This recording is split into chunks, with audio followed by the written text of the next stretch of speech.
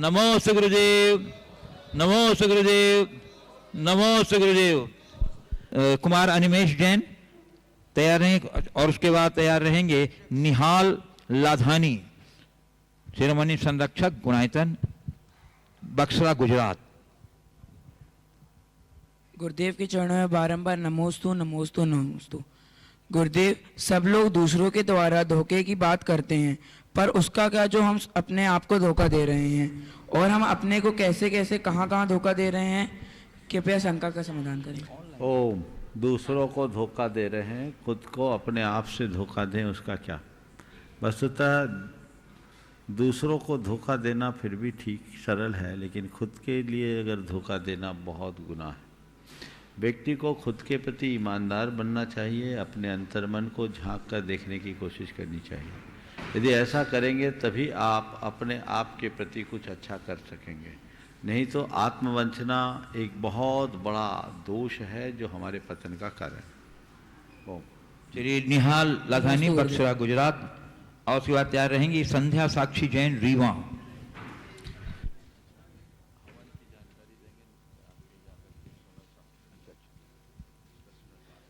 गुरुदेव के चरणों में मेरा बारंबार नमोस्तु नमोस्तु नमोस्तु। गुरुदेव, मैंने ऐसा सुना है कि बहुत सारे लोग बोलते हैं कि हमारे पहले जैन धर्म के बहुत ऐसे पुराने पुस्तक थे जिसमें ऐसे ऐसे मंत्र थे जिससे देवों को भी बुलाया जा सकता था, और बहुत चमत्कारी मंत्र थे, और वो पुस्तक कुछ वो बाधा मतलब कुछ समस्या आने के कारण सब लोगों ने छुपा दिए और वो लुप्त हो गए। तो गुरुदेव, वो सच्ची में क्या ऐसे पुस्तक थे और उसमें ऐसे मंत्र थे, और दूसरा अगर वो छुपा दिए है तो वो हम ढूंढ नहीं सकते? देखिए, ऐसा है, ये बात बिल्कुल सही है कि हमारी संस्कृति में साधना का बड़ा उच्च स्तर रहा है और बड़ी गहरी गहरी साधनाएं रही है, और उसका निरूपण करने वाले अनेक बड़े बड़े शास्त्र भी रहे। हम सबका दुर्भाग्य है कि आतताइयों ने, धर्म विद्वेषियों ने उन शास्त्रों की होली जलाई। 6 माह तक लगातार होली जली, ऐसी भी चर्चाएं आती। तो बहुत सारे ग्रंथ हमारे विलुप्त हो गए जो आज हमारे हाथ में नहीं है।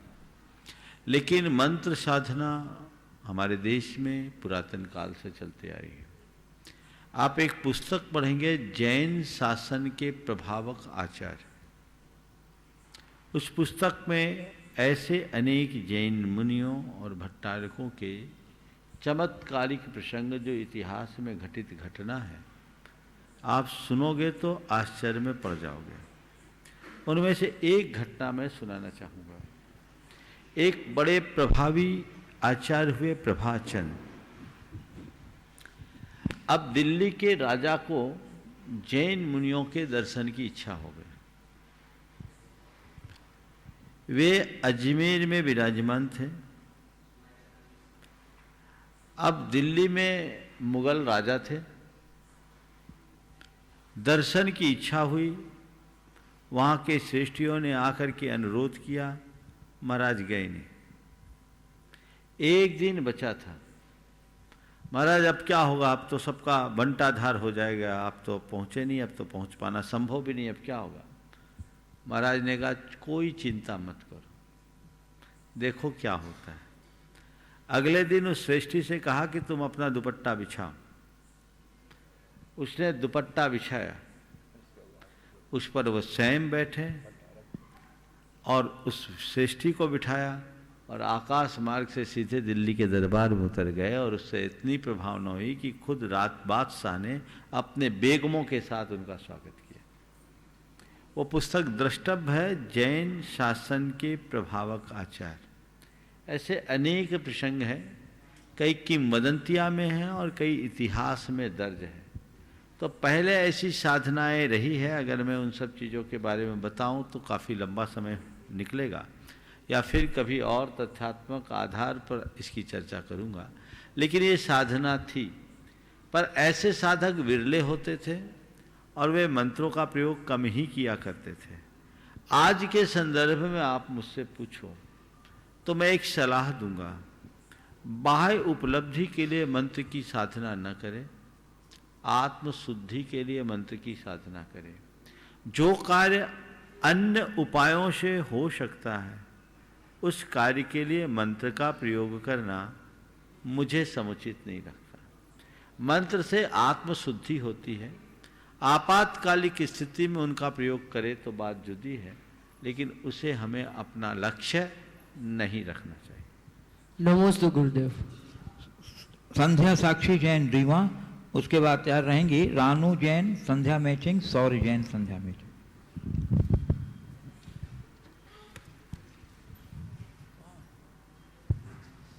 नमोस्तु महाराज श्री, मैं MBBS छात्रा हूँ। मेरा प्रश्न ये है कि मैं पढ़ाई के दौरान धार्मिक कार्यों में ध्यान नहीं दे पाती हूँ, और मैं पढ़ाई के दौरान जो जीवों की हत्या होती है, मैं उसका प्रायश्चित कैसे करूँ? देखिए, बात सही है, एक विद्यार्थी उतना धर्म नहीं कर सकता जितना सामान्य लोग कर सकते हैं। पर मैं विद्यार्थियों के लिए अक्सर कहता हूँ कि अधर्म से बचना ही उनका सबसे बड़ा धर्म है। अपनी मर्यादाओं को सुरक्षित रखो, अधर्म से बचो, ये तुम्हारे लिए एक बड़ी उपलब्धि होगी। दूसरी बात, जो पढ़ाई के समय होने वाली हिंसा का प्रायश्चित है, यद्यपि आजकल बहुत सारी चीज़ें मॉडल से होने लगी है, उसमें सीधे डिसेक्शन करने की ज़रूरत नहीं है। पहला प्रयास ये करो कि जो चीज़ें मॉडल से हो सकती है, कंप्यूटर के माध्यम से सीखी जा सकती है, हम उसे अपनाएं, डिसेक्शन से अपने आप को यथासंभव दूर रखें। और मैं प्रत्येक व्यक्ति से कहना चाहता हूँ जो इस चिकित्सा के क्षेत्र में आगे बढ़ रहे हैं, मेडिकल लाइन में आगे जा रहे हैं, वे पढ़ाई करते समय ये हमेशा ध्यान रखें कि मुझसे इसमें हिंसा हुई है और पूरे जीवन में मुझे इसका प्रायश्चित करना है। और इसका प्रायश्चित यही है कि जब आप चिकित्सा की सेवा में लगो तो गरीबों का उद्धार करो, उन्हें निःशुल्क चिकित्सा दो, उन्हें संरक्षण दो, यही उसका प्रायश्चित हो सकता है। हालांकि आपके मेडिकल के एथिक्स में ये बातें लिखी भी जाती हैं, पर बाहर आने के बाद सब भूल जाते हैं। मैं कहूँगा जीवन में कभी मत भूलना, और जब भी बनो एक कुशल चिकित्सक बनकर आजीविका उससे करो, उसका निषेध नहीं है, पैसा भी कमाओ, उसका निषेध नहीं है, लेकिन जो वाकई में मदद के पात्र हैं उन्हें जरूर मदद करो। रानू शौर्य जैन संध्या मैचिंग, इस बात तैयार रहेंगे वेद कुमार वेद जैन कटनी। गुरुवर के चरणों में समक्ष संध्या मैचिंग परिवार का 3 बार नमोस्तु। गुरुवर, मेरा प्रश्न यह है कि पारसनाथ भगवान की वेदी सबसे ज़्यादा क्यों पाई जाती है, और सबसे ज़्यादा तीर्थ स्थलों का नाम भी पारसनाथ भगवान के ऊपर ही क्यों रखा गया है? कृपया कर समाधान करें। पारसनाथ भगवान के विषय में बिल्कुल सही है। सबसे ज़्यादा मंदिर पारसनाथ भगवान से जुड़े, सबसे ज़्यादा वेदियाँ पारसनाथ भगवान की, मूर्तियाँ पारसनाथ भगवान की, और हमारे तीर्थ क्षेत्रों में भी पारसनाथ भगवान का बाहुल्य। यद्यपि हमारे 24 के 24 तीर्थंकर सभी समान हैं, उनमें किसी में कोई कमी नहीं है, लेकिन पारसनाथ भगवान के प्रति ज़्यादा मान होने के पीछे मुझे एक वजह समझ में आती है, और ये है कि पारसनाथ भगवान ने 7 दिनों तक भयानक उपसर्ग सहा। तो उनने उस उपसर्ग को सहा, उससे केवल ज्ञान हुआ। तो जो दुख सहता है, कष्ट सहता है, उसके प्रति हमारी श्रद्धा विशेष बढ़ जाती है। अन्य तीर्थंकरों की तुलना में यदि तपस्या को देखा जाए तो सबसे बड़ी तपस्या भगवान पारसनाथ की दिखती है।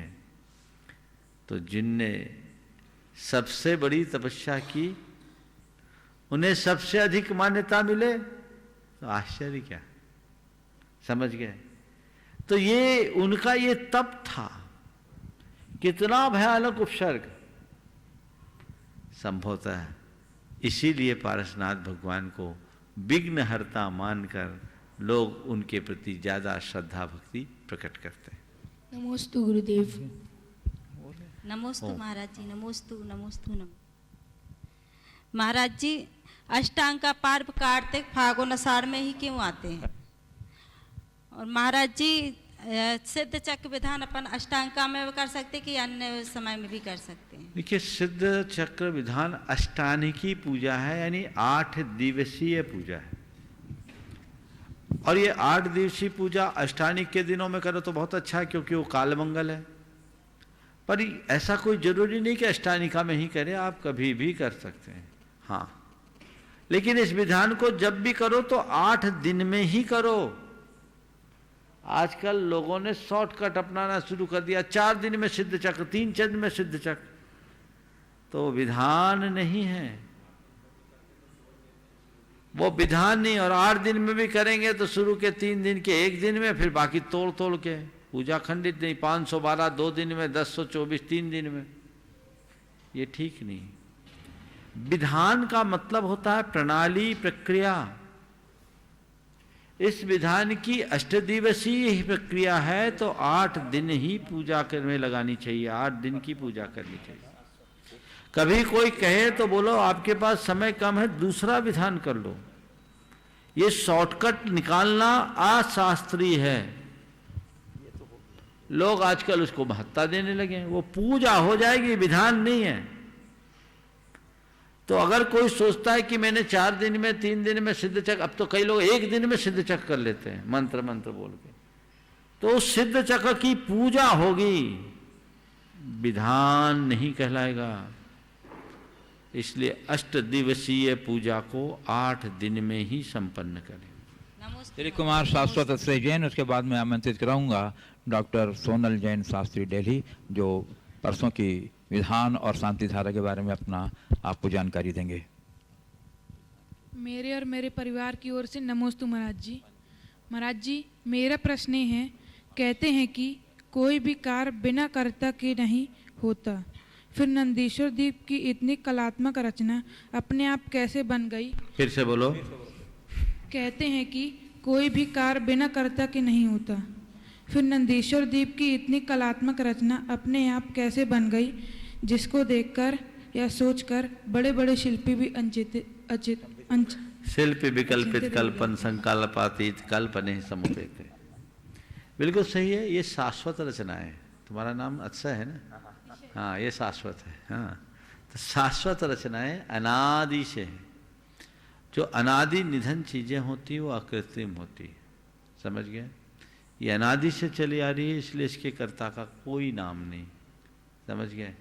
जो हम आपके द्वारा किया जाता है, जो शादी होती है वो जो कृत्रिम होती है, उसके लिए कर्ता चाहिए, अकृत्रिम के लिए कोई कर्ता नहीं, समझ गए?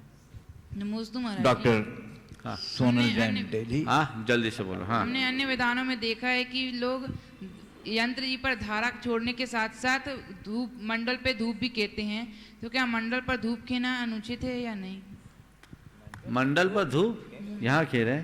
नहीं, यहाँ पे अन्य विधानों में होता है। मंडल पर धूप घट रखते हैं। धूप घट रखो और एकदम विशुद्ध धूप हो, उसे खें, तो उसका मैं सर्वथा निषेध नहीं करता।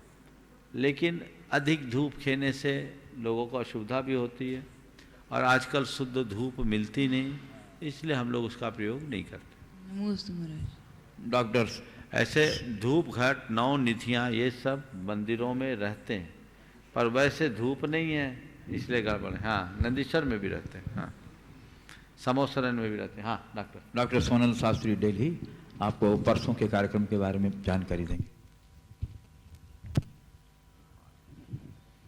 बोले परम पूज्य संत श्रोमणी आचार्य गुरु श्री विद्यासागर जी महाराज की, परम पूज्य मुनि श्री 108 प्रमाण सागर जी, रह सागर जी महाराज की।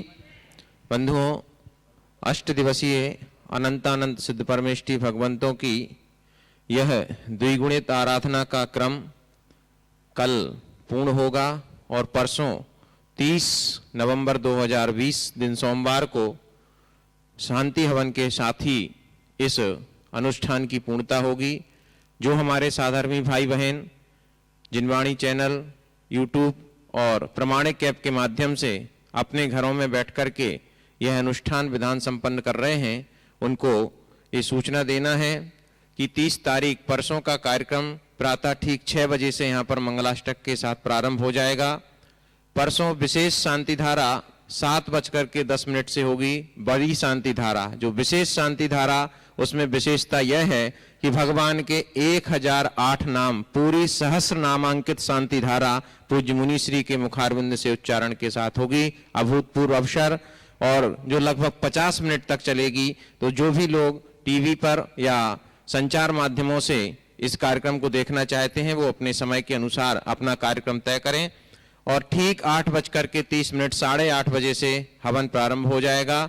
जिनको घर पर हवन करना है वो निम्न सामग्री तैयार रखें। एक हवन कुंड मिट्टी का हो, मिट्टी का दीपक, और उसमें जलाने के लिए शुद्ध लकड़ी की व्यवस्था ना हो तो सबसे सरल और सहज उपाय है, जो खोपड़ा गोला होता है उसको तोड़ कर लकड़ी जैसी उसकी छोटी छोटी वो बना लें। और आम की शुद्ध लकड़ी हो, सूखी शुद्ध प्रासुक हो तो उसको दें। शुद्ध धूप, पचरंगा धागा या कलावा जिसको कहते हैं, एक कलश जो रखना है पुण्य वाचन के लिए, और उस कलश में जल भर कर रखना है। वो जब रखा बताया जाएगा, लेकिन अपनी तैयारी रखें, जल और कलश और एक श्रीफल। बाद में जो पूरा अनुष्ठान की संपन्नता के पश्चात क्षमा याचना हेतु ये सारी सामग्री तैयार रखें। और जो महानुभाव 30 तारीख को विशेष शांति धारा अपनी ओर से संपन्न कराना चाहते हैं, उनके लिए अवसर है। वो यहाँ पर जो संपर्क हैं, उन संपर्कों के माध्यम से अपनी सूचना दे दें। उसकी विशेष जो है 2 स्थितियां हैं। सारी की सारी राशि जीव दया के लिए समर्पित की जाएगी। 2 प्रकार की स्थितियां हैं। जो प्रथम स्थिति है 1,01,000 रुपए की राशि के माध्यम से, और दूसरी 51,000 रुपए की राशि के माध्यम से। 2 प्रकार की कैटेगरी में वो शांति धारा संपन्न करा सकते हैं। जिन महानुभावों का मन हो वो हमें सूचना दें, ताकि आपकी उस प्रकार से व्यवस्था की जा सके। नमस्ते। चलिए अगले प्रश्न के लिए मैं आमंत्रित कर रहा हूँ श्री 1 मिनट में बोलना चाहूँगा। ये देखिए बहुत अच्छा सुयोग है, घर में हवन करने का मौका। ये मौका बहुत दुर्लभता से मिलता है। यहाँ से हो जो लोग भी इसमें करेंगे, शुद्धता के साथ करें। जिन लोगों ने विधान किया वह करें, तो इससे घर की नकारात्मकता दूर होगी। एक अच्छा अवसर है और पूर्णमासी का दिन है। हम अक्सर विधानों में आखिरी दिन सहस्रनामांकित मंत्रों से भगवान का महा शांति अभिषेक कराते हैं, और वो हमेशा जीव दया के लिए समर्पित होता है। तो कोई भी धार्मिक अनुष्ठान हम करें और जीव दया का कार्य न करें तो हमारा अनुष्ठान अधूरा है। इसीलिए हम एक दिन जरूर इसे रखते हैं। ये जीव दया का कार्य है, बढ़ चढ़ करके आपको इसमें हिस्सा लेना चाहिए। और सहस्रनामांकित अभिषेक, इसकी अपनी महिमा है। ये बहुत कम लोग कर पाते हैं, बहुत कम ऐसा हो पाता है। आप सब इसका भरपूर लाभ उठाएं, अपने मौके को हाथ से न जाने दें। ऐसे मौके बार बार नहीं आते। बस जो यहाँ हैं, कैंपस में हैं, वे इसमें लाभ लेंगे। बाहर वालों का उल्लेख किया जा सकेगा, लेकिन बाहर के लोगों को अंदर आकर अभिषेक करने की अनुमति नहीं होगी, चाहे वो कटनी के हों या कटनी के बाहर के। आप नाम करें, अनुमोदन आपका हो सकता है। चलिए, कल की शांति धारा के लिए 2 नाम और आए हैं। जो देवचंद जी, विजय कुमार जी, संजय कुमार जी खुरई, नीता अंशुल, रूपम जैन, वेद जैन की प्रथम जन्म दिवस पर। और दूसरा नाम है अनिल जैन, पदम जैन व प्रतीक महक। और मैं अगले प्रश्न के लिए आमंत्रित कर रहा हूँ कुमार अमन जैन कटनी। अगला, हाँ, कुमार अमन जैन कटनी। उसके बाद तैयार रहेंगे प्रेमचंद जैन सहडोल। ओम नमोस्तु गुरुवर। मेरा प्रश्न है कि काव्य धाराएं 2 प्रकार से बही हैं, एक तो सगुण और दूसरा निर्गुण। तो जो सगुण काव्य धारा है उसमें हम देखने को आता है कि सनातन धर्म, हिंदू धर्म उसको मानता है और निर्गुण को भी मानता है, और यहूदी, इस्लाम, ईसाई ये सब निर्गुण वाले हैं। तो हमारा जो जैन धर्म है वो किसको प्राथमिकता देगा, सगुण को या निर्गुण को? और दूसरा, इसी में वेदांत दर्शन के जो भेद हो जाते हैं, तो द्वैत और दूसरा अद्वैत, तो हम द्वैत को प्राथमिकता देंगे या अद्वैत को? क्योंकि हमारा धर्म तो अनेकांतवाद है। यही तो विशेषता है। हमारे यहाँ सगुण भी है और निर्गुण भी है। हमारे यहाँ 2 शब्द आता है, व्यवहार और निश्चय। व्यवहार में हम सगुण यानी मूर्त आलम्बन के साथ पूजा अर्चा करते हैं। निश्चय में निर्गुण यानी अमूर्त, सीधे अपनी आत्मा को करते हैं। जब हम अपनी आत्मा की आराधना में लग जाते हैं तो वो निश्चय आराधना, निश्चय स्तुति कहलाती, जो निर्गुण है। हमें और अन्य दर्शनों के निर्गुण में एक थोड़ा मौलिक अंतर है। वो ये है कि वे अपने से भिन्न सर्वशक्तिमान परमात्मा की उपासना करते हैं। और जैन दर्शन अप्पा सो परमप्पा कहता है, आत्मा को ही परमात्मा मानता है। हमारी आत्मा ही परमात्मा है। जब हम अपनी आत्मा की शुद्ध परिणति का ध्यान करके उसमें लीन होते हैं तो वो हमारी निश्चय या निर्गुण उपासना हो जाती है। इसी तरह वेदांत के द्वैत और अद्वैत की बात है। हम जब प्रवृत्ति में जीते हैं तो द्वैत की बात है, जब हम अपने से भिन्न परमात्मा की आराधना करते हैं। और जब निर्वृत्ति में जीते हैं, ध्यान में मग्न होते हैं, तो सीधे आत्मा का अपने ही भीतर के आत्मा से केंद्रीकरण हो जाता है। वह अद्वैत की स्थिति है।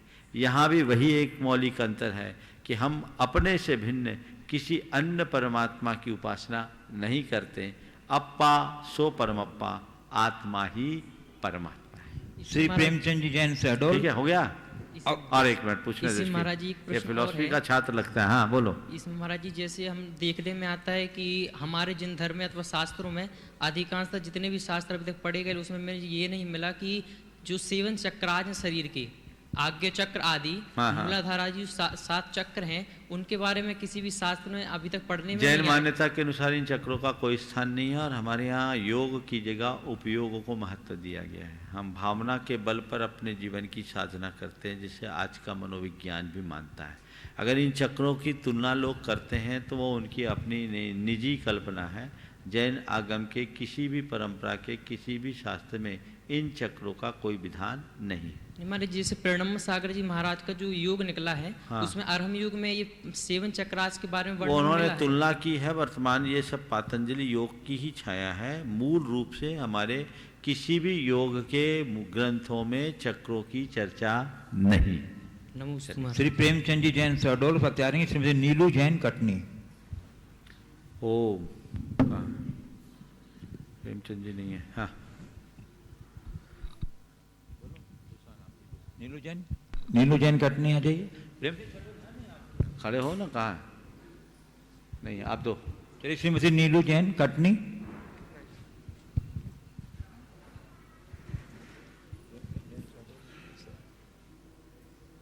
नमस्ते महाराज जी।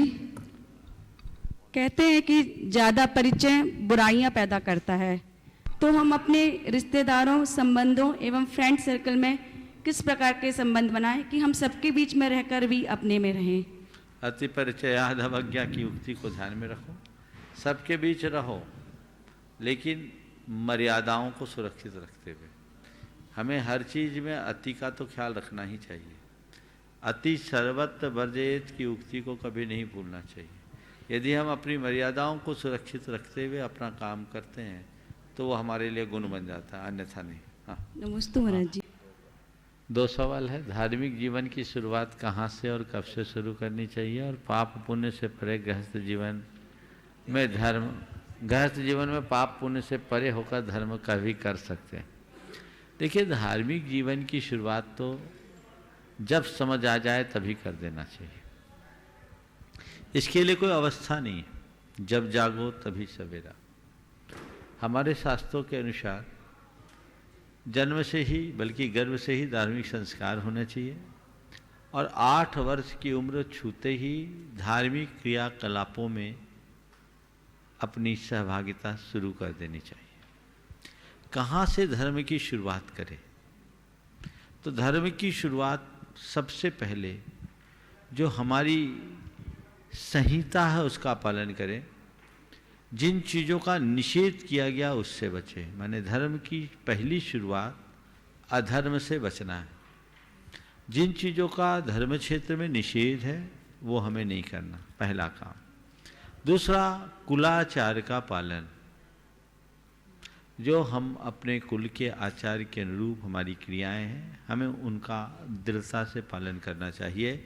उसमें किसी भी प्रकार की शिथिलता नहीं आने देना चाहिए। तीसरी बात, हमें अपने धर्म की एकदम प्रारंभिक शुरुआत अगर करें तो भावनाओं से, धार्मिक भावनाओं को बढ़ाने के लिए करना चाहिए, जिनसे हमारी धार्मिक भावनाएं बने। उसमें कुछ पाठ, कुछ प्रार्थना, कुछ पूजा का समावेश करना चाहिए। ये धार्मिक कर्तव्यों के पालन की सबसे प्रारंभिक भूमिका है। और चौथी बात, अपने जीवन में दया का संचार करना चाहिए। यदि ये चारों बातें जुड़ गई तो मान के चलना हमने धर्म की प्रारंभिक कक्षा में प्रवेश कर लिया है। पुण्य पाप से परे गृहस्थ जीवन में धर्म किया जा सकता है क्या? गृहस्थ जीवन का धर्म ही पुण्य है, वो पुण्य पाप से ऊपर नहीं उठ सकता। हाँ, पुण्य पाप की भावना से ऊपर जरूर उठा जा सकता है, पर उसका जो भी धर्म है वो प्रवृत्त्यात्मक है, क्रियात्मक है। पुण्य के फल की चाह मन में न रखो, पाप के फल से डरने और बचने का प्रयास करते हुए जो भी अपेक्षित धार्मिक क्रियाएं हैं उनका नित्य पालन करें। सवाई सिंघई अर्चना जैन कटनी स्वात्यार रहेंगी। कुमारी अदिति जैन गृह लक्ष्मी कटनी। ओम। तो राजश्री, मेरा प्रश्न ये है, बोलो। पढ़ाई ज्यादा करना चाहिए और कम खेलना चाहिए? मम्मी कहती है और लेकिन मुझे लगता है कि मुझे ज़्यादा खेलना चाहिए और कम पढ़ना चाहिए। हाँ, अगर अच्छा बनना है तो ज़्यादा पढ़ो, कम खेलो। समझ गए? चलो आगे। चलिए, सवाई सिंघई अर्चना जैन कटनी स्वात्यार रहेंगी। कुमारी अदिति जैन गृह लक्ष्मी कटनी। मुनि द्वय के चरणों में त्रिबार नमोस्तु नमोस्तु नमोस्तु। मुनिश्री, संस्कारों के निर्माण में अंतर्ध्वनि की क्या भूमिका होती है और अंतर्ध्वनि को हम अपने अनुभव में कैसे लाएं? ये शांति पथ प्रदर्शन से लाया है सवाल। जिनेंद्र वर्णी जी ने इस पर काफ़ी अच्छा प्रकाश डाला है। वहाँ संस्कारों का तात्पर्य हमारे कर्म के संस्कारों से है। जन्म जन्मांतरों के जो कर्म संस्कार हैं वो हम पर हावी होते हैं, उनका प्रभाव हमारे जीवन पर पड़ता है। और जब कभी भी कोई हमारे अंदर गलत संस्कार उमड़ते हैं, उस समय हमारे अंतरंग से एक आवाज़ आती है, ये मत करो, ये मत करो, ये सही नहीं है। लेकिन हम अपने संस्कारों के बहाव में आते हैं और उस आवाज़ को दबा देते हैं। अंतर्ध्वनि दब जाती है, संस्कार हावी हो जाते हैं। और यदि हमने अंतर्ध्वनि को सुन लिया तो संस्कार नष्ट हो गए। तो जो भी है, एक आजकल अंतर्ध्वनि की जगह एक शब्द चल पड़ा है, आत्मा की आवाज़, है ना? तो आत्मा की आवाज़ यानी अपनी अंतरात्मा की पुकार, जो हमारी अंतर आत्मा कह रही है, हमें उसका हमेशा ध्यान रखना चाहिए और उसको सुन करके आगे चलना चाहिए। क्या महाराज जी, इसमें समय का भी कुछ होता है कि कोई विशेष समय में अगर कोई बात अपने मन में आती है तो अपन को उसका ऐसा समय से तो नहीं कह सकते, लेकिन हर मूवमेंट में इस तरह की स्थितियां बन सकती। चलिए, कुमारी अदिति जैन गृह लक्ष्मी कटनी। उसके बाद तैयार रहेंगी श्रीमती प्रियम संघवी मुंबई। गुरुवर के चरणों में मेरा बारंबार नमोस्तु। महाराज जी, आज की स्थिति में देखा जाए तो मेंटल सिकनेस और डिप्रेशन के पेशेंट्स बहुत ज़्यादा हमारी सोसाइटी में देखे जा रहे हैं, और इस हिसाब से मुझे लगता है कि हमें मनोविज्ञान या साइकोलॉजी को जानना बहुत ज़रूरी हो गया है। तो मैं ये जानना चाहती हूँ कि हमारे जैन आचार्यों का मनोविज्ञान या साइकोलॉजी से रिलेटेड क्या मत है? हमारे जैन लिटरेचर्स में अगर इसके बारे में कुछ दिया है तो वो क्या है, ताकि हम जैन साइकोलॉजी को समझ सकें और उसको और मॉडर्न साइकोलॉजी को अच्छे से कोऑर्डिनेट कर सकें। मैं ये भी जानना चाहती हूँ कि जैन साइकोलॉजी और मॉडर्न साइकोलॉजी के कंसेप्ट्स और उनकी प्राथमिकताओं में क्या डिफरेंस है। बहुत अच्छा सवाल किया, ये बात सही है। आजकल ज़्यादातर लोग मनोकायिक बीमारियों से ग्रसित हैं। साइकोसोमेटिज्म जो डिजीज है वो लोगों पर बहुत प्रभावी हो रही है। आपने कहा है इसके लिए साइकोलॉजी जान ले तो ठीक होगा। मेरा कहना है साइकोलॉजी जानने से ठीक नहीं होगा। व्यक्ति के जीवन में स्पिरिचुअलिटी आएगी तो ठीक होगा। हमें अपने मन को ठीक तरीके से समझना है और मन को मोड़ना है। मन को मोड़ने की कला हमें अध्यात्म सिखाता है। साइकोलॉजी से हम मन की परिणति को भले जान लें, पर साइकोलॉजी हमारी मन की परिणति को बदलने में समर्थ नहीं है। जहाँ तक मनोविज्ञान का सवाल है, जैन साधना पूरी तरह मनोविज्ञान पर आधारित सिद्धांत। जैन साधना में कहा गया है मन को मोड़ो, मन को परिष्कृत करो, मन को निर्मल बनाओ, मन को शुद्ध करो। मन को मोड़ना, मन को परिष्कृत करना, मन को निर्मल बनाना, मन को शुद्ध करना ही हमारी साधना है। इस विषय में काफ़ी कुछ प्रकाश डाला गया है। आज की जो मनोविज्ञान की बात की गई है, आधुनिक मनोविज्ञान की बातें बहुत कुछ जैन मनोविज्ञान से मेल खाती है। अगर हम जैन साहित्य को पढ़ें तो हमारे जितने भी आध्यात्म के ग्रंथ हैं वे सब हमारे उपयोग को बदलने का पाठ पढ़ाते हैं। वो उपयोग को बदलना यानी अपनी मनोदशा को परिवर्तित करना। हमारे आचार्य ग्रंथों में भी भावनाओं को बहुत महत्व दिया गया है और उन भावनाओं के बल पर जीवन को बदलने की दिशा दी गई है। तो ये चीज़ें बहुत कुछ मेल खाती है और उस आधार पर यदि हम चलते हैं तो बहुत अच्छे परिणाम हमारे जीवन में घटित हो सकते हैं, जो हमें उसके लिए प्रयासरत रहना चाहिए, निरंतर लगना चाहिए। एक उदाहरण दूंगा मैं आपको। आज के मनोविज्ञान में जो बातें कही गई है उसके आधार पर हमारे यहाँ 5 भावों की चर्चा है और उन 5 भावों की अगर हम व्याख्या करें तो मनोविज्ञान से बहुत मेल खाती है। मनोविज्ञान में जो मूल वृत्तियाँ हैं वे सब हमारे औदैहिक भावों के अंतर्गत आती है। एक विशेष बात जो आजकल ज़्यादा चल पड़ी है वह है चेतन मन और अवचेतन मन की बात। और ये जो कहा गया लॉ ऑफ अट्रैक्शन का नियम बताते हैं, पावर ऑफ सबकॉन्शियस माइंड की बात कहते हैं, वो सब जैनिज्म से गया है। वे कहते हैं थॉट्स बिकम्स थिंग्स, और हमारे यहाँ कहा गया यद भाव्यते तद भवति।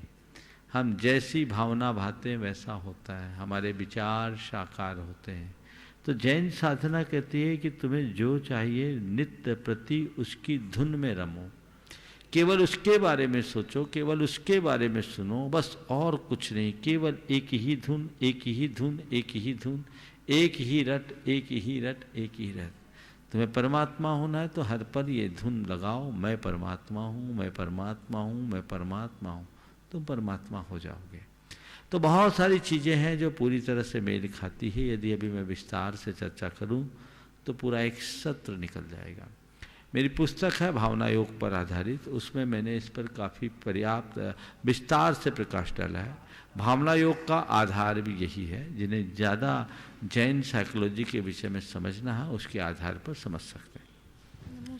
श्रीमती प्रियम सिंघवी मुंबई, उसके बाद तैयार रहेंगी सीए रीचा जैन, श्रीमती शोभा जैन कटनी। नमोस्तु महाराज साहब, मेरे पूरे परिवार की तरफ से आपके चरणों में बारंबार नमस्कार। मेरी शंका है कि एक मनुष्य के अंदर कुछ अच्छे स्वभाव होते हैं और कुछ बुरे स्वभाव होते हैं। उसके जो बुरे स्वभाव होते हैं वो हरदम उसके अच्छे स्वभाव पर हावी हो जाते हैं। तो ये एक शंका है कि जब सामने वाला देख रहा है तो आपके बुरी चीज़ें या बुरे स्वभाव को क्यों देखता है और जो अच्छे स्वभाव है उसको नज़रअंदाज क्यों कर देता है। बात बिल्कुल सही है। हर व्यक्ति में अच्छाइयाँ और बुराइयाँ दोनों दिखती है, लेकिन लोगों का रुझान बुराइयों के प्रति ज़्यादा है, अच्छाइयों के प्रति कम। उसकी सबसे बड़ी वजह है हमारे जन्म जन्मांतरों के संस्कार। हमारा रुझान बुराइयों की तरफ बहुत तेज़ी से होता है क्योंकि हम बुराइयों के आदी और अध्यासी हैं। हमें चांद का सौंदर्य बाद में दिखता है, उसका धब्बा पहले दिखता है। ये एक स्वाभाविक प्रवृत्ति है, इससे हमें विचलित नहीं होना चाहिए। यदि हमारी कोई बुराई देखता है तो उसे हमें विनम्रता से स्वीकारना चाहिए और उसे अपनी कमी मानकर उसे सुधारने का प्रयत्न करना चाहिए। और उससे एक सीख लेनी चाहिए कि हम किसी दूसरे की बुराई न देखें, हम हमेशा गुनाहगाही दृष्टि रखने की कोशिश करें। संस्कार बुराइयों की ओर आकर्षित करता है, लेकिन हमारा पुरुषार्थ हमें अच्छाइयों को देखने का अभ्यासी बनाता है। एक बात सदैव ध्यान रखना, धुआं बहुत तेज़ी से उड़ता है, सुगंध धीरे धीरे बहती है। समझ गए? तो ये बुराइयाँ धुएं की तरह है, बहुत तेज़ी से फैलती है, जो सब जगह घुटन उत्पन्न करती है। पर यदि हम सुगंध का प्रयोग करें तो सब ठीक हो सकता है। धन्यवाद। सी रीचा जैन, श्रीमती शोभा जैन, उसके बाद तैयार रहेंगे यूनाइटेड ट्रस्टी सी रमेश जी, इंजीनियर सतना। नमोस्तु महाराज श्री। महाराज श्री, आज विधान में पंच परमेष्टि के अर्घ चढ़े, तो उसमें मैं ये जिज्ञासा है कि जो यहाँ तो सिद्ध चक्र विधान है और उसमें सिद्ध भगवान की आराधना हो रही, तो उसमें अरिहंत परमेष्टि, आचार्य परमेष्टि, उपाध्याय परमेष्टि और साधु परमेष्टि के अर्घ किस उद्देश्य से आए हैं? देखो, सिद्धों की आराधना की जा रही है, ये तो एक है ही। सिद्ध बनने के लिए आराधना की जा रही है। सिद्धों के चक्र में स्थान पाने के लिए आराधना की जा रही है। और हमारे इष्ट पंचपरमेष्ठी, हम पंचपरमेष्ठी की आराधना करेंगे। जो भी सिद्ध हुए यही पंचपरमेष्ठी में से तो हुए हैं, तो हम उनकी आराधना करेंगे। हम सिद्धों के बारे में जो भी गुण गाएंगे उनके अतीत के आधार पर ही तो गाएंगे। तो ये इस प्रकार से सारी आराधना, पहले और दूसरी पूजा को छोड़ दीजिए, तीसरी पूजा को छोड़ दीजिए, चौथी पूजा में भी गणधर वलय है, वो भी प्रारंभिक भूमिका की है ना। और ये पांचवी पूजा में भी वैसी स्थिति 108 बार कर्मों को नाश करने का है। वो चलो ठीक है, उसको नष्ट करके गए हैं। तो यही एक व्यवस्था है। कल भी जो पूजा होगी वो भगवान के एक सहस्रनाम मंत्रों की पूजा होगी। सहस्रनामांकित पूजा जो मूल पूजा मानी जाती है, भगवान के सभी गुणों का समावेश होता है। यद्यपि वो अर्हत अवस्था की है, लेकिन सिद्ध पहले अर्हत थे तब न सिद्ध हुए, इसलिए उसमें कोई दोष नहीं। महाराज जी, और एक प्रश्न और कि आचार्यश्री को जो आचार्य परमेष्ठी के अर्घ चढ़े, तो उसमें जब भी आचार्यश्री के गुणों को ही याद करके आचार्य परमेष्ठी के अर्घ चढ़ाए। महाराज जी, हम लोग तो अपनी भावना से आचार्यश्री को भगवान मानते हैं। आपके साथ कोई ऐसा संस्मरण सुनना चाहते हैं जब आपको लगा कि आचार्यश्री भगवान है, उनके गुण को? देखिए, आचार्य महाराज के संदर्भ की बात तो मैं केवल इतना ही कहूँ, जब तक मैंने आचार्य महाराज के दर्शन नहीं किए थे, मेरी धर्म और साधु संतों में कोई श्रद्धा नहीं थी। यद्यपि बचपन में मंदिर वगैरह चला जाता था, वो भी घर के दबाव में, पर अंदर से कोई श्रद्धा नहीं थी। लेकिन जिस दिन मैंने पहली बार गुरुदेव के दर्शन किया, पहली दृष्टि पड़ी, तो मेरे मन में एक ही भाव आया कि इस धरती पर मनुष्य का सर्वश्रेष्ठ कोई रूप है तो बस यही है। और तब से वही रूप मेरे भीतर विराजित है, जो सबके लिए प्रेरणा है। ये मध्यम परमेष्ठी है। आज न अरहंत है न सिद्ध, सिद्ध का लाभ तो होगा ही नहीं, पर हमारे लिए तो सब कुछ ही आचार्य है, जिन्होंने हमारे जीवन के उद्धार का मार्ग प्रशस्त किया है। तो इससे बड़ी बात क्या होगी। नमोस्तु महाराज जी, नमोस्तु। महाराज जी कहते हैं कि चेहरा ही व्यक्तित्व को दिखाता है, हम ऐसा क्या करें कि हमारा व्यक्तित्व अच्छा दिखे। चेहरा व्यक्तित्व को दिखाता है, बिल्कुल ठीक है। वक्तम भक्ति ही मानसम, व्यक्तित्व को नहीं अंतरंग को दिखाता है। ऐसा क्या करें कि हमारा व्यक्तित्व निखरे। अंतरंग को ठीक कर लो, बहिरंग अपने आप ठीक हो जाएगा। अगर हमारा अंतर्मन अच्छा है तो उसका असर हमारे चेहरे पर जरूर दिखेगा। हाँ, कई बार ऐसा देखने में जरूर आ जाता है कि अंदर कलुषता और कटुता होती है, बाहर से लोग मुस्कुराते रहते हैं। ये दोहरापन है। एक सलाह मैं दूंगा कि मैं अच्छा दिखूं ऐसा प्रयास कभी न करें, मैं अच्छा बनूं ऐसी कोशिश करें। दुनिया अच्छा दिखने की कोशिश करती है, अच्छा दिखाना चाहती है। हम कहते हैं हम अच्छा बनने का प्रयास करें। अगर हम अच्छा बन जाएंगे तो सब अपने आप अच्छा होगा। नमस्ते। ट्रस्टी श्री रमेश इंजीनियर सतना, और उसके बाद तैयार रहेंगी कुमारी अंजलि जैन जबलपुर। मुनिद्वय के चरणों में नमोस्तु। महाराज श्री, सुख प्राप्ति की चाबी की खोज में लगभग सभी लगे हुए हैं, लेकिन ये ताला बंद कहाँ से है या किसने किया हुआ है, इस पर किसी की दृष्टि क्यों नहीं जाती, कृपया बताने का। बिल्कुल, सुख की चाबी खोजने के लिए सब लगे हैं, लेकिन ये ताला बंद कैसे हुआ, किसने लगाया, इसके प्रति किसी की दृष्टि नहीं। जिस दिन ये दृष्टि चले जाएगी ना, उसी दिन जीवन का कायाकल्प हो जाएगा। ये ताला हमारे ही हाथ से लगाया हुआ है, ये हमारे अपने अज्ञान का ताला है। आज हमारे हाथ में चाबी नहीं है, क्योंकि एक ऐसा ताला है जो दबा देने से लॉक हो जाता है। अज्ञान के दबाव से हमारे सुख का ताला बंद हो गया, और उसको खोलने की चाबी भी हमारे पास नहीं है। ताला टूटने की स्थिति में भी नहीं है, तो घबराने की बात नहीं है। इस ताला को खोलने का एक और रास्ता है, वह है नंबर मिलाना। ताले के नंबर को मिला दीजिए, अभी खुल जाएगा। और उस ताले का नंबर क्या है? देव, शास्त्र और गुरु। इनसे आप अपना नंबर मिला लीजिए, आपका ये ताला खुलेगा और सुख का खजाना मिलेगा। कुमारी अंजलि जैन जबलपुर, उसके बाद तैयार रहेंगी श्रीमती प्रिया बांझल पुणे महाराष्ट्र।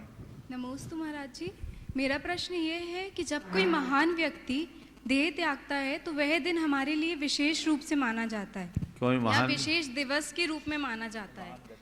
डेट के बाद, हाँ। और इसी तरह अगर कोई त्यागी व्रती देह त्यागता है, वो भी विशेष दिन जैसे दशलक्षण पर्व पर, तो वह तिथि हमारे लिए किस रूप में मानी जाएगी? देखिए, शरीर को तो कभी भी त्यागा जा सकता है, जब जिसका निमित्त बन जाए। किसी के द्वारा देह त्यागा गया है तो इसे एक सहज प्रक्रिया मानना चाहिए। देह त्याग के बाद दो बातें जरूर द्रष्टव्य है। एक, सामने वाले ने देह किस स्थिति में त्यागा है, देह छूटा है या देह छोड़ा है। छूटने और छोड़ने में अंतर है। अचानक मृत्यु हो गई, देह छूट गई, यानी उस व्यक्ति ने इस जीवन का कोई विशेष लाभ नहीं उठाया। और दूसरी स्थिति है कि उसने विशेष साधना के साथ समाधि पूर्वक देह त्यागा, तो ये उसका उस व्यक्ति के लिए एक बहुत बड़ा लाभ है, एक बड़ी उपलब्धि है। अब किसी ने देह त्यागा तो उससे हम अपने लिए कुछ प्रेरणा ग्रहण करें, तब तो उसकी सार्थकता है। और हम केवल उस व्यक्ति की याद में उसे उस दिन को बार बार दोहराएं तो उससे कोई लाभ होने वाला नहीं है। जो दिन किसी के देह त्याग का होता है, उस दिन हम अपने लिए कोई आध्यात्मिक प्रेरणा लें, हमें यही प्रयास करना चाहिए।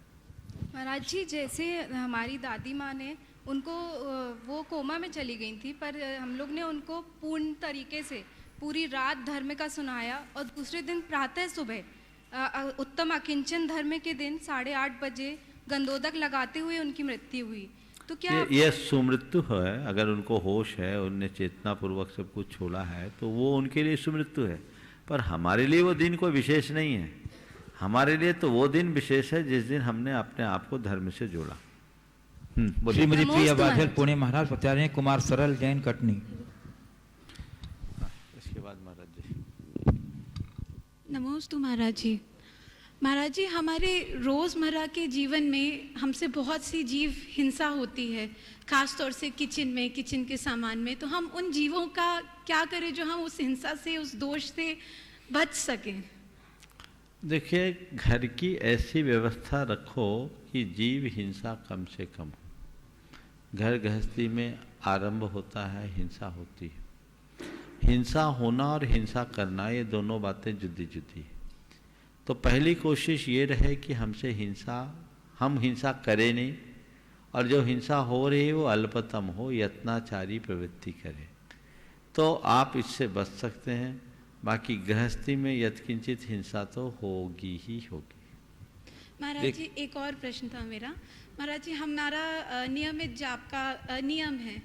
मैं छोटी थी, मैंने पाठशाला में पढ़ा था कि हमें जब जाप देना चाहिए, हमें भगवान को देखना चाहिए और हमें अपना मन लगाना चाहिए। बट महाराज जी, किसी भी कारण से कहीं ना कहीं वो मन विचलित हो जाते हैं, तो हम उसके लिए क्या करें? जब भी मन विचलित हो, एक बार विचलित हो दोबारा लौटाने की कोशिश करो, दोबारा हो तो तीसरी बार करो, 108 में 8 बार भी मन लग गया तो अपना काम हो जाए।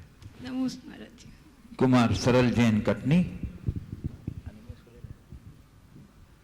और उसके बाद में परम पूज्य गुरुदेव अरहर जी महाराज चरण कमलों में प्रार्थना निवेदित करूंगा। अपने उपयोगी प्रश्न करिए। गुरुदेव के चरणों में तिलक वाली परिवार का बारंबार नमोस्तु नमोस्तु नमोस्तु।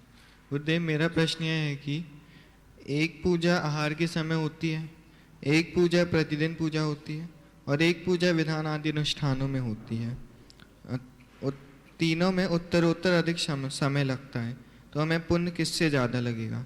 पहली पूजा साथ ही एक पहली पूजा कौन सी बोली तुमने? आहार वाली। आहार की पूजा, नित्य नैमित्तिक पूजा और विधानादिक पूजा। हाँ, तो साथ ही एक शंका यह भी है कि कुछ लोगों को पूजा याद होती है तो भी जल्दी करके निकल जाते हैं, और जिन्हें याद नहीं रहता उन्हें देरी लगती है, तो दोनों के पुण्य में क्या फर्क पड़ेगा? बहुत सुंदर सवाल। देखिए, पूजा है, पूजा एक अच्छी धार्मिक क्रियाएं हैं। जो हम आहार आदि के लिए पूजा करते हैं वो एक नैमित्तिक पूजा है, नवदा भक्ति के रूप में पूजा है। और मुनियों को आहार देने से पूर्व जो आप अर्घादि अर्पित करते हैं ये तो पूजा है ही, आहार दान भी पूजा ही है। आचार्य समंत भद्र महाराज ने इसे पूजा और भैयावृत्तियों को एक अर्थ में लिया है। तो ये इसका एक अपना अलग लाभ है और इसका अपना एक अलग पुण्य है। नित्य की पूजा आप रोज करते हैं तो वह भी अपने मन को चार्ज करने का एक अच्छा माध्यम है, उस पूजा का भी अपना महात्म्य है। विधान आदि के निमित्त से होने वाली पूजा बृहद अनुष्ठान के रूप में होती है। इसमें पूजा के साथ दान भी होता है, तप भी हो जाता है, संयम भी हो जाता है और स्वाध्याय भी हो जाता है। समझ गए? तो 6 आवश्यक पूरे हो जाते हैं। आज देखो 2 बजे तक भोजन पानी से शून्य निर्विकल्प उत्साह के साथ तपस्या हुई कि नहीं हुई? संयम हुआ कि नहीं हुआ? ज्ञान की बात आई, स्वाध्याय हुई कि नहीं हुआ? कि नहीं हुआ? देव पूजा, गुरु पास्ती, स्वाध्याय, संयम, तप और थोड़ा बहुत दान किया, तब तो पूजा में बैठने मिला, तो दान भी हो गया। ये विशेष जो पूजाएं होती है उनका विशेष महत्व होता है, इनसे विशेष निर्जरा होती है। अब रहा सवाल, याद है वो जल्दी कर लेते हैं उनको, और जिनको याद नहीं है वो उनको देर लगती है, उनको किसको ज्यादा लाभ? जल्दी कर रहे हैं और हड़बड़ा करके कर रहे हैं तो उनको हड़बड़ी का पुण्य मिलेगा। इत्मीनान से कर रहे हैं, मन लगा के कर रहे हैं तो उनको इत्मीनान का पुण्य मिलेगा। सवाल जल्दी और देर का नहीं है, भावों का सवाल भावों को लगाने का है। मैं जब क्षुल्लक अवस्था में था, केशलोच करता था, बड़े घने बाल थे, कटनी वालों ने तो पहले देखे ही हैं। 1986 की बात है, पपोरा जी में मुझे केशलोच करने में 7 घंटे लग गए। 7 घंटे, सुबह से बैठा, 5 बजे से बैठा और 12 बजे तक लोच किया। किसी का सहयोग नहीं लिया, बाल मेरे उलझ गए थे, घने थे, तो हाथ भी पूरी उंगलियां कट गई थी, खून आ रहे थे, हाथों से भी खून और सिर में भी खून। मैंने केशलोच किया, 7 घंटे लगे। अब मेरे और जो साथी साधु लोग थे सब 2.5 घंटे 3 घंटे में फ्री हो जाने वाले, अब मुझे 7 घंटे लगे, पर मैं उत्साह से करता रहा। उन दिनों गुरुदेव सर्वार सिद्धि का स्वाध्याय करते थे। दोपहर में उन्होंने अपने कक्षा में स्वाध्याय में साधनिक प्रवचन में बोला, देखो ये मत कहो कि 7 घंटे लग गए, ये कहो कि 7 घंटे तक उत्साह से केशलोच में लगे रहे। इनकी निद्रा 7 घंटे तक लगातार केशलोच करने के बाद भी किसी का सहयोग नहीं चाहा, तो ये ज्यादा निर्जरा का कारण हुआ ना। तो कोई देर लगा रहा है, ये मत सोचो उसको देर लगा करके भी दिल लगा है, मन लगा है, तो उसको बृहद पुण्य की प्राप्ति होगी। तो सवाल देरी और जल्दी का नहीं है, सवाल मन की लीनता और एकाग्रता का है। परम पूज्य एक साथ मुनिवर्षि अरहत सागर जी महाराज के चरण कमलों में शवने प्रार्थना। शुरू में पूछेंगे, बोलो बोलो। 2 में नहीं, 2 मिनट में कहा आगे बढ़ा दिए। ओम कछु नहीं, सब काट दिए थे। ओम महाराज श्री 2 मिनट आए हैं समय में है। अब प्रश्न है आपके ऊपर, उत्तर की कृपा हो जा, कैसी होत है। नमोस्तु महाराज श्री।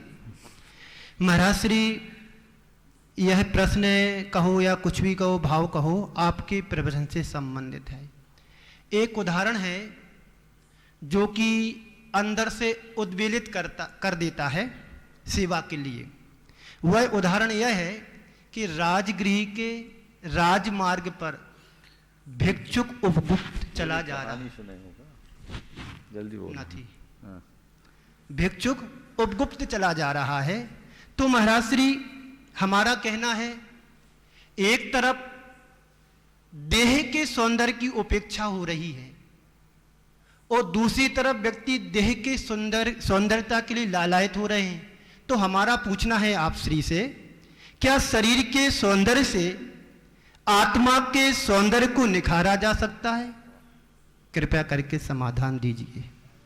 देखिए, सवाल महाराज जी का बहुत अच्छा है, और ये भिक्षु उपगुप्त और रंभा वैशाल्य की राजनर्तकी से संबद्ध प्रसंग है, पर मैं उस प्रसंग में न जाकर के महाराज की प्रश्न के ऊपर आता हूँ। देह सौंदर्य और आत्म सौंदर्य के संबंध का। आत्मा के सौंदर्य से देह का सौंदर्य भले निखर जाए, पर देह के सौंदर्य से आत्म सौंदर्य में कभी निखार नहीं आता। साधु संतों के प्रति एक अलग प्रकार का आकर्षण होता है। ये आकर्षण उनके देह सौंदर्य के पीछे नहीं, वो उनके आत्म सौंदर्य के पीछे होता है। और दुनिया में बहुत से रूप राशि के धनी लोग होते हैं, उनके अंदर जो आकर्षण होता है वह आकर्षण केवल देह का आकर्षण होता है, जो अल्पकालिक होता है, उम्र के साथ ढल जाता है, और वो आकर्षण अनाकर्षण में परिवर्तित हो जाता है, जो कोई विशेष लाभ नहीं देता। तो हमें देह सौंदर्य को भूलकर आत्म सौंदर्य का सत्कार करना चाहिए, और ये तभी होगा जब हम आत्मा की तरफ दृष्टि रखेंगे। गुरुदेव की दो पंक्तियां आपके सवाल के संदर्भ में बहुत फिट बैठती है। स्वागत है। दीप का नहीं ज्योति का, सीप का नहीं मोती का सम्मान करना सीखिए। बस हम देह को दीप माने, आत्मा को ज्योति, देह को सीप माने, आत्मा को मोती। इस प्रकार आज के इस सत्र को परम पूज्य गुरुदेव के चरणों में नमन अर्पित करते हुए यहीं पर विराम। बोलिए परम पूज्य आचार्य गुरुवर श्री विद्यासागर जी महाराज। बोलिए परम पूज्य 108 यूनिवर्सिटी प्रमाण सागर जी महाराज की, परम पूज्य हरा सागर जी महाराज की।